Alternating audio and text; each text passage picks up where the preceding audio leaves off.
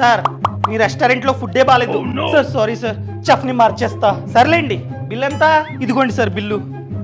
ఏంటి జిఎస్టీ ఎంత ఉంది సార్? GST common sir. నాకెందుకో మీ ఓటం చూస్తుంటే మీరు కాంపోజిషన్ ట్యాక్స్ పేయర్ అని డౌట్. ఏంటి కనిపెట్టేస్తాడా ఏంటి?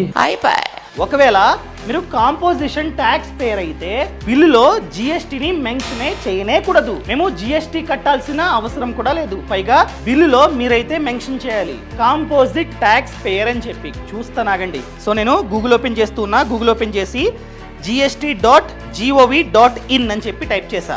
ఇక్కడ క్లిక్ చేయండి. క్లిక్ చేసిన తర్వాత సర్చ్ ట్యాక్స్ పేయర్. ఇక్కడ జిఎస్టీ నంబర్ని ఎంటర్ చేసినట్లయితే మీరు కాంపోజిట్ ట్యాక్స్ పేరా కాదా అని చెప్పి చూపిస్తుంది. ఎంటర్ చేస్తున్న మీ జిఎస్టీ నంబర్.